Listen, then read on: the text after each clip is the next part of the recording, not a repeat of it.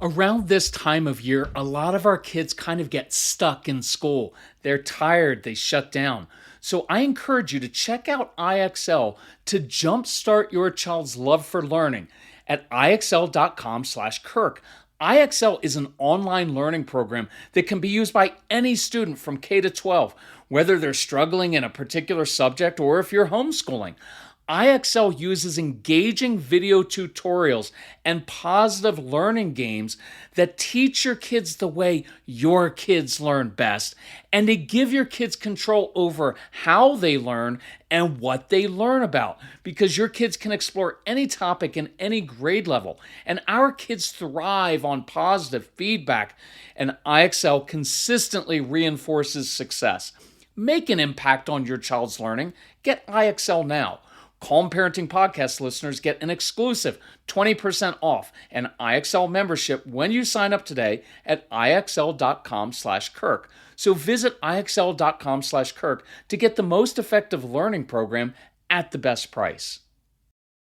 Hey, moms and dads, when you're tired, it's easy to be reactive and be agitated by your kids. So prioritize yourself and sleep better with Cozy Earth's ultra soft, temperature regulating sheets and PJs. Look, we wrap ourselves in Cozy Earth 24/7. Make sure you use our special code for 40% off. These Cozy Earth bamboo sheets make a huge difference for us. These are the softest, coolest, most luxurious sheets you will ever own. We fall asleep quicker, we stay in that deeper sleep, and we just feel more refreshed in the morning. We've also noticed, look, at night, when we change into our Cozy Earth pajamas and just casual wear, it kind of invites us to settle into sleep mode. And it's risk-free. Take 100 nights to decide with the Cozy Earth sleep trial. And every Cozy Earth bedding product comes with a 10-year warranty. Visit CozyEarth.com/Calm and use my exclusive code CALM for 40% off best-selling sheets, towels, pajamas, and more. And let Cozy Earth know you heard it from us. That's CozyEarth.com/Calm with the code CALM for 40% off. So what do you do with a child who exhibits blatant disrespect? Talking about language you would have never dreamed of using with your own parents. And I get this because you fear you're going to raise a rude, entitled child and it gets worse and worse. What do you do with that? On today's episode of the Calm Parenting Podcast, I want to give you several different tools to use with this, and we're going to go through several variations of disrespect. I can't cover them all, but we'll do quite a few of those. So welcome. This is Kirk Martin, founder of Celebrate Calm. You can find us at celebratecalm.com. If you need help, talk to our formerly disrespectful son when he was a kid. Look, Casey came out of the womb with boxing gloves on and general's boots on. The kid marched wherever he went. He's purposeful. He has a very direct style. And sometimes throughout his childhood, I had to distinguish between what was disrespectful and what was Casey just being Casey and talking in a very direct manner. And there's a difference there. So I want to tackle a few options. If you need help, reach out to Casey. It's CASEY at celebratecalm.com. And I promise he will never be disrespectful to you. It's like your kids. He's awesome for other people, but he's a great young man. And if you need anything, tell us about your kids, ages of the kids. We'll get together as a family. We reply personally to you, usually very quickly because we want to help. And if you need any of our materials, I encourage you, we're having a spring sale. Just go to celebratecalm.com if you need help, ask Casey. So here are a few things I don't want to cover in this episode. One is, so I've got a kid, and when I ask him or her to do chores, they kind of just grumble, and it's disrespectful. Fine, I get that. That's disrespectful. We didn't always do that as kids. We kind of did behind my dad's back and because he didn't have great hearing, but I get that. My personal feeling with that is I kind of expect it. I don't care. So you're grumbling.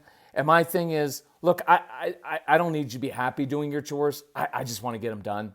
If you're going to be miserable raking leaves, I'll pop some popcorn, pull up a lawn chair. I'll watch you be miserable. I don't care if you have a good attitude. I just expect you to do what I ask you to do. Now, later in this podcast, I will go through what to do. I'll give you a variation of this. If you do want to address that, I want to do it in a very specific way, so I'll come back to that. There's the disrespect sometimes that comes when a child has anxiety. I've covered this a lot. I don't want to go to that new place. It's stupid. You're stupid. Well, that's disrespectful. Well, that's not blatant disrespect. The root of that is an anxious kid, and it's a little bit of self-preservation there, right? Because he just says disrespectful things so he gets sent to his room so he doesn't have to go to the new place to face his fears and get rejected and fail again, right? There's the other kind of disrespect, which is, it's a kid who comes home from school and they're having a bad day and they kind of take it out on you, right? And so I'm not saying it's right. I'm not saying that it's okay if you do that, honey. I didn't say that. I'm just saying this isn't that blatant kind. It's like, I get it. It's kind of like when you as an adult have a bad day and you're a little short with your spouse. It's not blatant disrespect. It's just that you had a bad day. So I don't take it personally.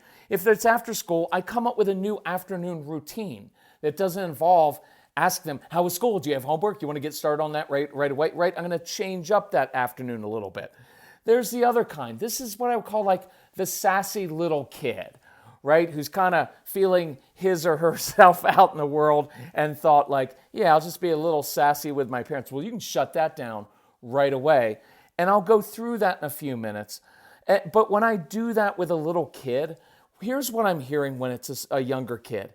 These are usually really bright kids who are really frustrated. They feel confined. And so with that child, honestly, my first response is, I want to give them some challenges. I want to use their brain in different ways.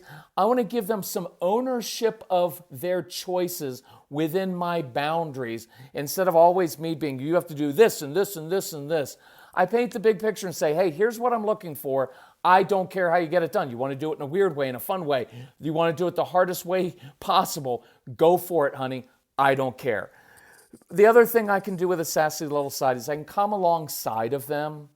And instead of saying, young lady, you're not going to use that tone in this house, right? Fine, do that and tell me how that works, right? It just escalates and they're going to be like, you mean the tone you're using, Mom?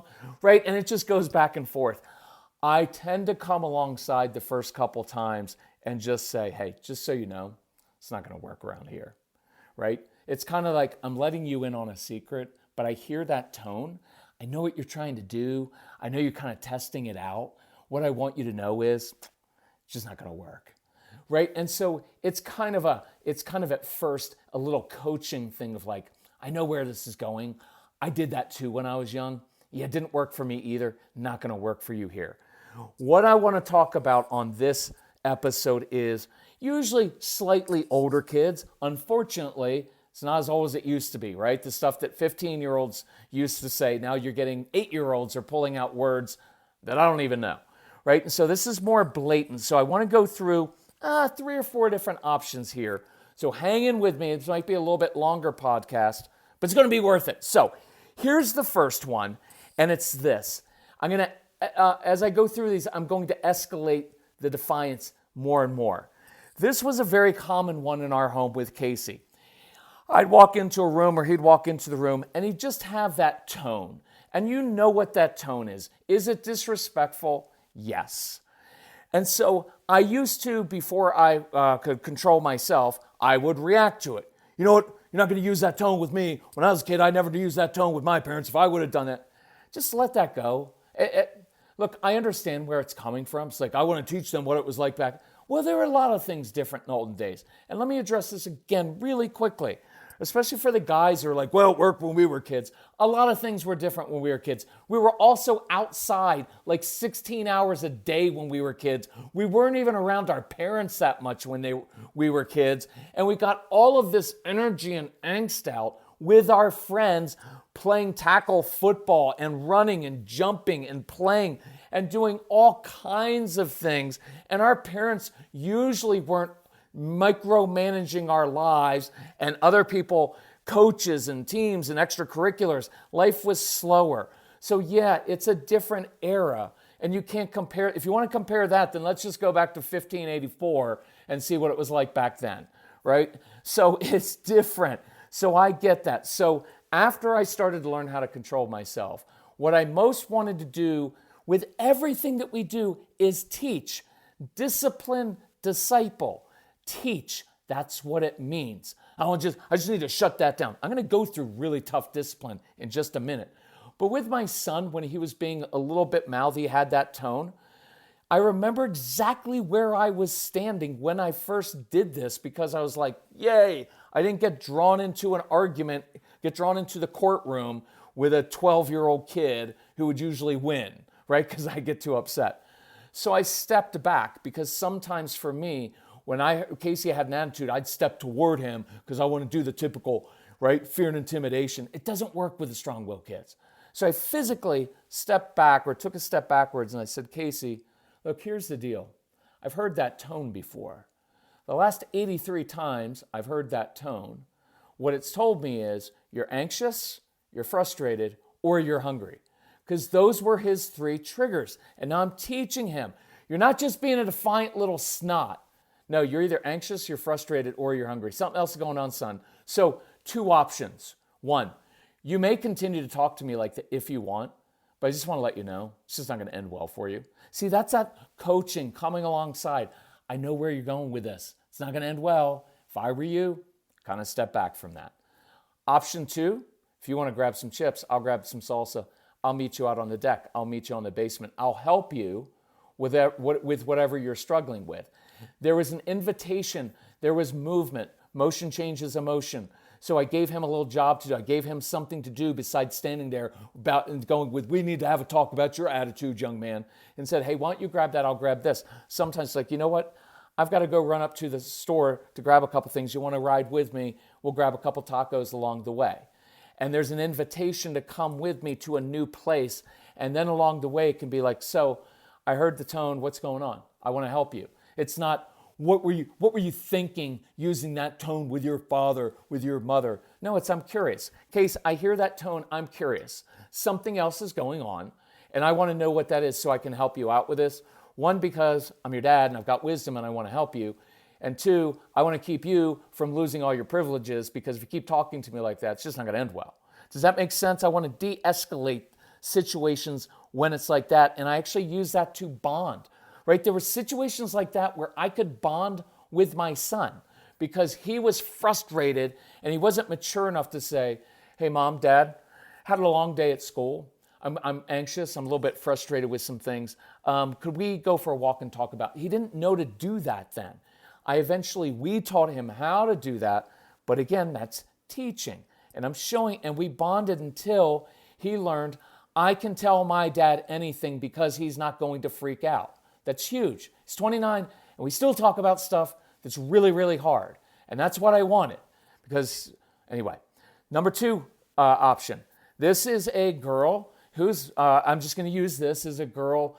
I use this a lot of times at live events when there's like a teenage daughter with her mom. And I'll be like, here's a common teenage daughter with mom kind of thing. And a teenage daughter gets a little bit sassy with her mother. And instead of mom reacting to it, mom can say, honey, listen, I don't need you to respect me. See, I have something called self-respect. And here's what self-respect is. I can't always tell you what you're going to do, but I can always tell you what I'm going to do. And so if you think that you're going to talk to me like that, if you're going to boss me around, right, and treat me with disrespect, if you think you're going to do that and then I'm going to turn around and later tonight get in a car, battle traffic, take you to an extracurricular activity that you're not even good at and it costs too much, I'm kidding. The last 2 parts were sarcasm. But if you think I'm going to take you and run you all over town after you talk, you just have another thing coming. So you have too much self-respect to allow people to talk to me like that and then get walked all over. It's just not how it works. Now, honey, the reason I want you to respect me, I don't need it. I have self-respect. The reason I want you to respect me is because it tends to work better for you in life when you respect your parents and when you respect authority. It just goes better for you. See, I'm teaching. I'm not getting all wrapped up, and I can't believe my teenage daughter would talk to me like that. I'm not talking about my childhood. I'm just demonstrating self-respect, and I'm drawing clear boundaries there. You can talk to me like that if you want. What I want you to know is there is going to be nothing coming from here. I'm not going to punish you emotionally. I'm not withdrawing my love from you. I'm just letting you know that me turning around and do all these things for you, it's just not going to happen. Right? And so you draw, and then with that, you could say, but honey, what I've noticed sometimes is when you get sassy with me, something happened at school. What's up? Was it with one of your friends? Is it someone that you're interested in? Is it school? Is it anxiety? Is it that you didn't make the basketball team or the volleyball team? What is it? I'm curious. I want to help. So those two, with the teen girl, with my son, those aren't the ones that I really wanted to do, but I wanted to give you a full range. Here's kind of where what we're working with a lot of families on are hearing this is when teenagers and even younger kids, preteens and even younger than that, are calling their moms a B word, right? They're dropping the F-bomb, which is F you, I don't have to do that. And that is outright defiance of like, I'm getting full of myself and I think I can push you around because what are you going to do? So let's geek out together for a minute over gut health because I'm really into this. I just learned that prebiotics are the food that help fuel the growth of healthy bacteria, the probiotics, in your gut. So you have to have both. And that's why AG1 helps my digestion, calms my stomach, and keeps me regular. Look, I've loved my morning AG1 routine for years, long before AG1 became a wonderful partner to the podcast. It's a quick, easy win because I start my day with 75 vitamins, probiotics, prebiotics, and whole food sourced ingredients. I just don't have that stomach distress anymore where that bloating, that kind of interferes with your day and puts you on edge. Plus my weight is down. I've got energy for this hiking season. I'm drinking my AG1 right now while I'm recording this, and I think you should as well. AG1 is offering new subscribers a free $76 gift when you sign up. You'll get a welcome kit, a bottle of D3 and K2, which I love, and 5 free travel packs in your first box. So check out drinkag1.com/calm to get this offer. That's drinkag1.com/calm to be kind to your gut. So, 2 options here. The first I wanted to mention is this, which is really important. If I were working with you, my first question is there a serious breach in the relationship between this child and his or her mom and his or her dad, right? Because if there's a breach because the parents have always been on this child, and I'm just going to use this because I'm a guy. This would have been, if I would not have changed, this would have been Casey. Casey would have gone down this path because he would have been holding a lot of anger at me because I was all over him his entire childhood. Nothing he could do would please me. I always was negative toward him, never saw the good things. In that case, with Casey, there would have been a very definite breach and a deep-seated anger. It doesn't mean that this language is justified.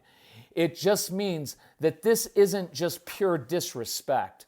This has the flavor of disdain and a deep-seated anger over a relationship issue. See, in that case, that's not really a defiance issue. That's a relationship issue.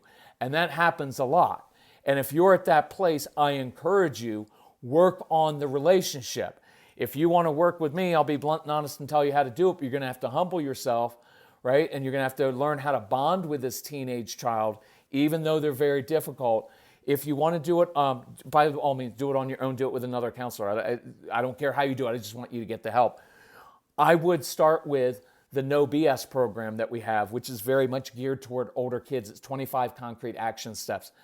It is phenomenal. It is just such a good, solid program with 25 action steps, and it's so concrete.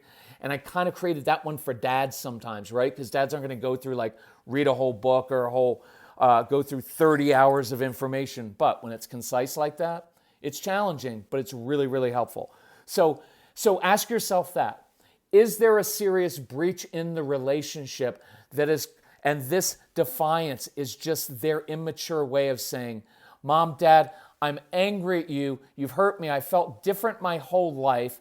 You've always been on me. I feel like I can never please you, so screw you, right? If that's the feeling, let's work on repairing the relationship, because once the relationship is repaired, then a lot of that language will go away. I hope that makes sense. Here's another aspect of it, and this is where I want to go kind of hardcore, is when the kids nowadays, there are some kids who must have picked it up from their friends, think it's cool to talk like that. that there are other parents who allow their kids to get away with using that language.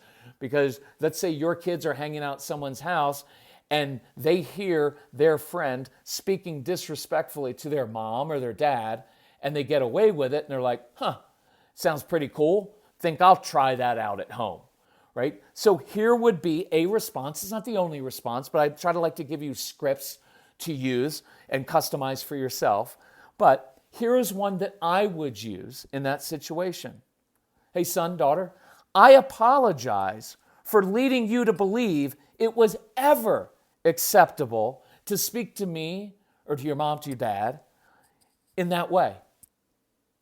You could add this. I apologize for letting you get away with this the previous 20 times you talked like that. That may be necessary. That apology of like, look, I apologize. Hey, you've done this several times. You've been talking to us, and I apologize because I did lead you to believe that this was acceptable, but it's not. And I don't know where you got the idea that talking to me or your mom, your dad, or using that kind of language would ever be acceptable in this home. Maybe it's okay for your friends, maybe it's okay on your TikTok videos, but not in our home. And by the way, I don't mind if you say, not in my home. I get pushback. Well, that's not egalitarian. It's your home. You're the parent, right? I get it. It's our home. You know from my podcast, I'm very, very much about understanding our kids, and most of these examples have been about understanding them. But please don't apologize for being the parent. Everything you don't have to do everything. Well, it's our home too. No, sometimes you have to be direct and say, you know what? In my home, that's not happening. And there's nothing mean about that, right? We've gotten a little bit too soft with certain things like, well, you're just talking kind of harsh. I'm not being harsh. I'm being direct. I'm being concise. I'm being decisive. And I'm drawing very clear boundaries that in my home, and if you prefer in our home, that's perfectly fine too. In our home, that is not happening. That stops now. I like that kind of decisive language. It is way better than, it's really disrespectful to talk to your parents like that. And if you grow up and talk, well, look, your kids usually don't talk to other people like that, just you, right? And you go down this path of like, they're going to be like, let me give you a long lecture and try to reason with you. And let me so that you get it into your head that it's not, it doesn't work, right? And you don't need to do that. That makes you sound weak at times. I want you to be decisive. Look, let's take it out of this. It's not about like, I'm the authority figure at home, so I'm going to lay down the law. It's not that at all. It's this. I'm the leader in the home, and my child, for his or her own good, needs to know that there are distinct boundaries, because sometimes we've gotten so soft with things and so explaining everything to our children that they don't know where the boundaries are. So it's a compassionate thing to do. Let me make this point too. Here's what I didn't say. You know what? You disrespectful little snot. You've been difficult since you came out of the womb. You never did your schoolwork. You leave your stuff all over the place. I don't know how you're ever going to be successful in life. Now that's wounding. That's personal, and that's mean. That would actually be a cruel statement. You're a loser in life. See, I also, if I were talking to parents, I would also say, I don't know where you got the idea that yelling, screaming, personally belittling your children is ever acceptable. Now, I know where you got that idea because some of you were raised like that. You're like, well, we weren't defiant like this. It's because my dad didn't put up with that.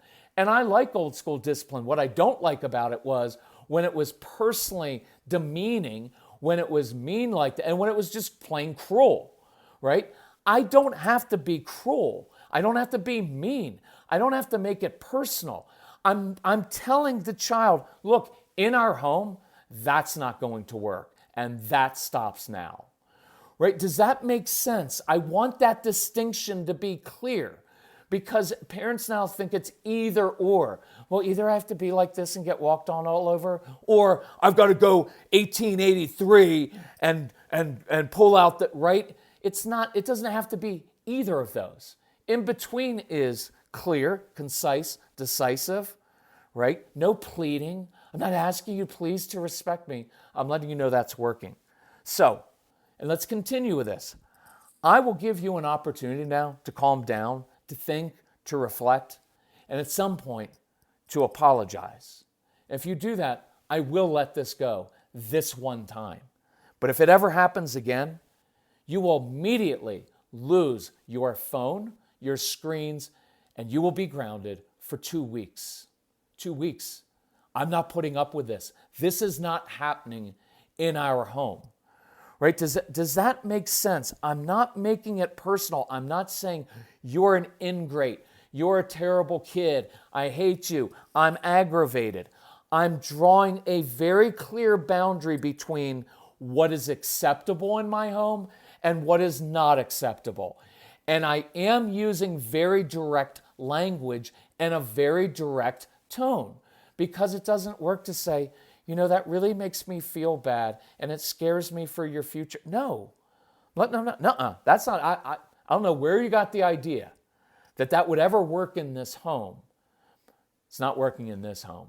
Friends may use it, TikTok video people may use it. Not in this home. Because the consequences will be swift and swift. We're not doing that.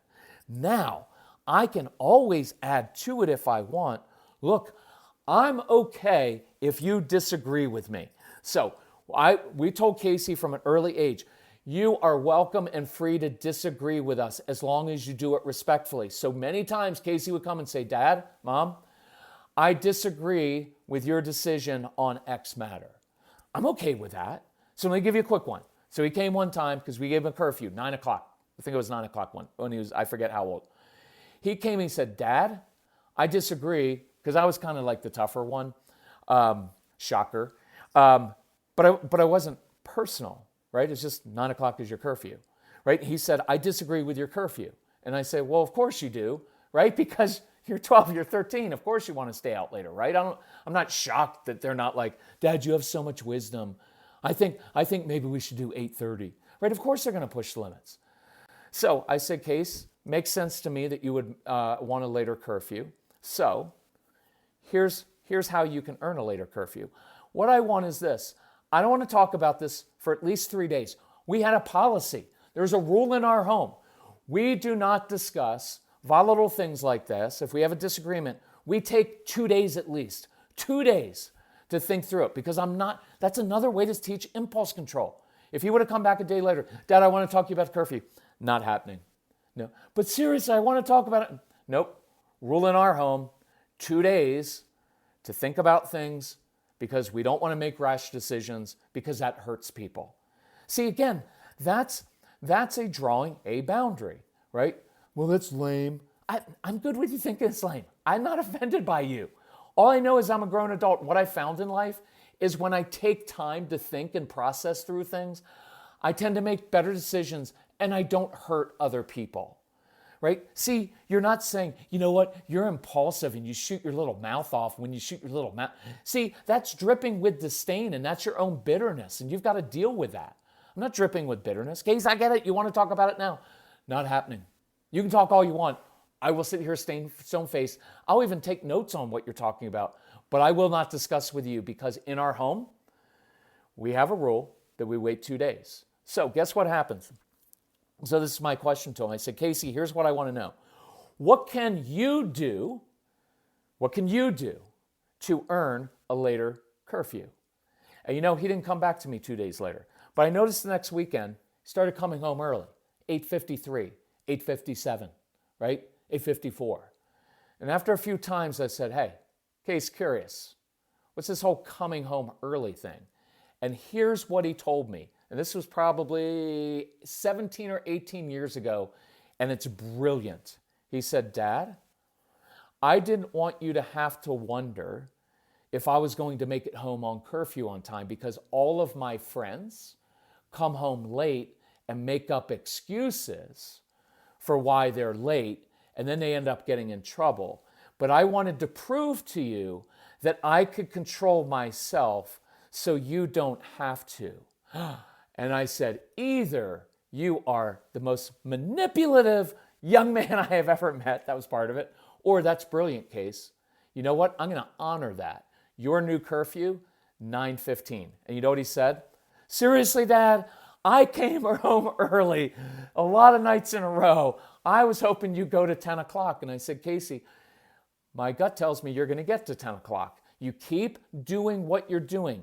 You keep proving, and that was brilliant. The whole focus, he has a program. If you get the Everything package or the Calm Parenting package, there's a CD series, a download for your kids called Casey's Straight Talk for Kids.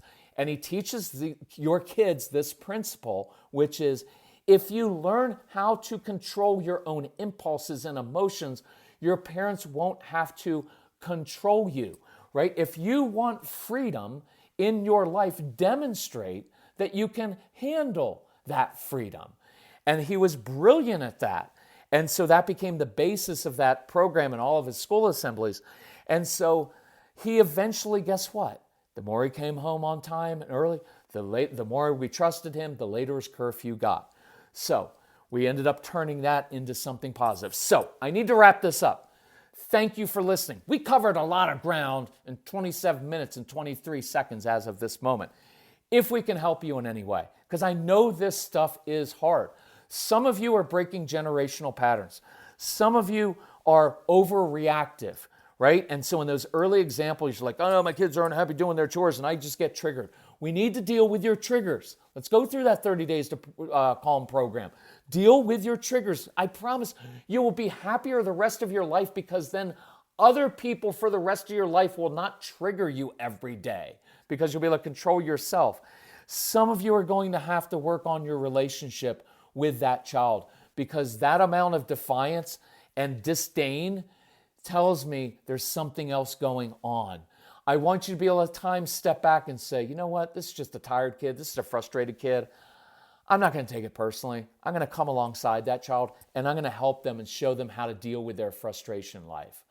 And then there's the blatant kind where they just think that they're going to get away with something and pull out that kind of language. I want you to learn how to be decisive, concise, and do that in a very direct tone without making it personal, without being mean. If you have questions, reach out to us. Email Casey, C-A-S-E-Y, celebratecalm.com. If we can help you in any way, let us know. It's what we exist to do. Thank you for listening to the podcast. Thank you for sharing this podcast. Love you all. Bye-bye.